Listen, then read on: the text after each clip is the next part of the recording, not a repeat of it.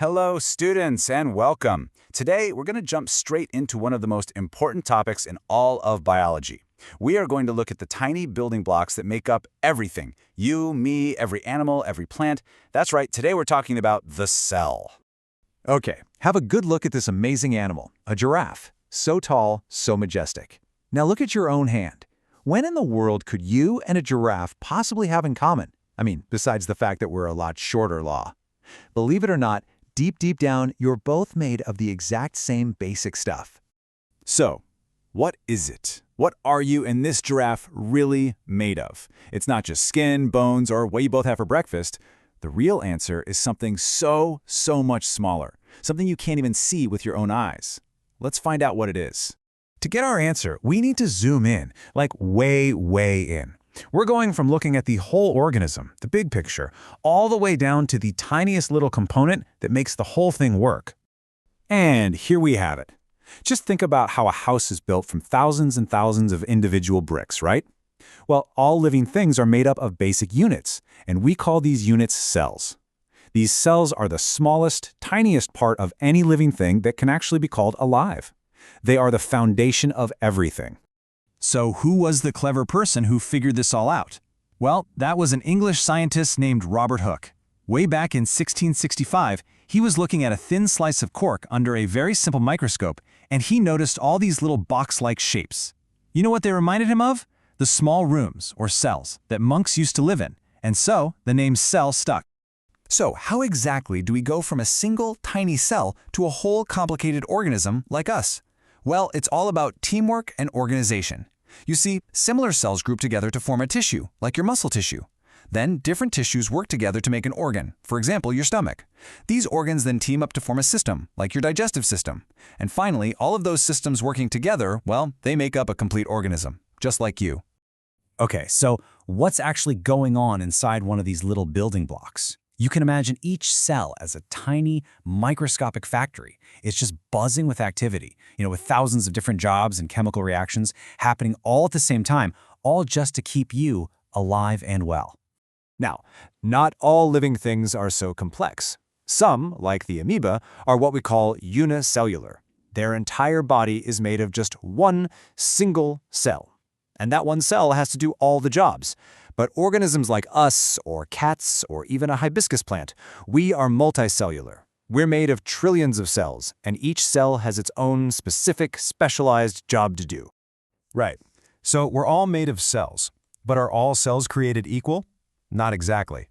Let's compare the two main types you really need to know for your studies, plant cells and animal cells. Just think of them as the same basic factory, but maybe with a few different departments inside, depending on what they need to do. This table here lays out the key differences for us nice and clearly.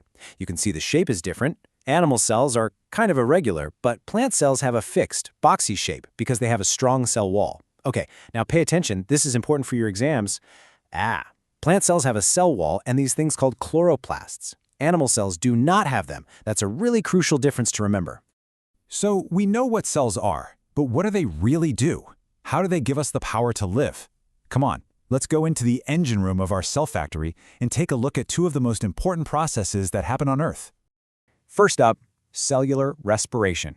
Now don't worry about the long name. This is simply how our cells get energy. It's kind of like how we eat food for energy, but this happens on a tiny scale. The cell takes in glucose, which is just a type of sugar, and oxygen, and it breaks them down to release energy. Energy for everything, from moving your muscles to just thinking. But wait a minute. Where does that glucose come from? Well, for plants, it comes from this totally amazing process, photosynthesis. This is like a special superpower that only plants and some tiny organisms have. They can literally take carbon dioxide from the air, water from the soil, and use energy from the sun to make their very own food, glucose.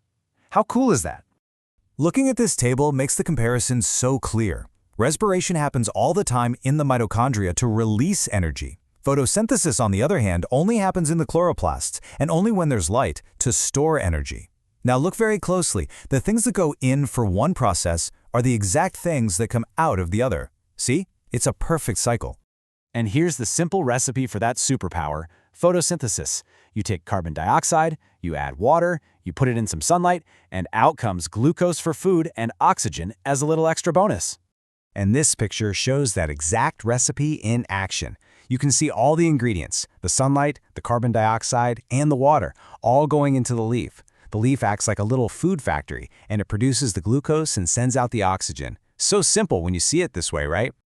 So we've got these two processes, respiration and photosynthesis, and they seem like total opposites. One makes food, the other uses it. One uses up oxygen, the other makes it.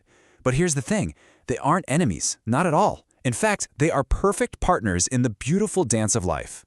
And this diagram just shows that perfect partnership so well. We and other animals, we breathe in the oxygen that plants make, and then we breathe out carbon dioxide. And guess what plants need for photosynthesis? That's right, the very same carbon dioxide we just gave them. It's a perfect, amazing cycle that just keeps going. So here's the most important point, the main takeaway. Without photosynthesis, there would be no glucose to power pretty much all life on Earth, and there would be no oxygen for us to breathe.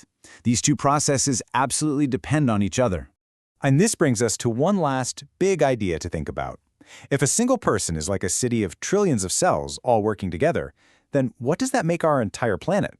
With all its plants and animals breathing in and out, exchanging gases in one giant connected system? It's really something to think about, isn't it? Okay, thanks for joining me for this explainer, and I'll see you all in the next one.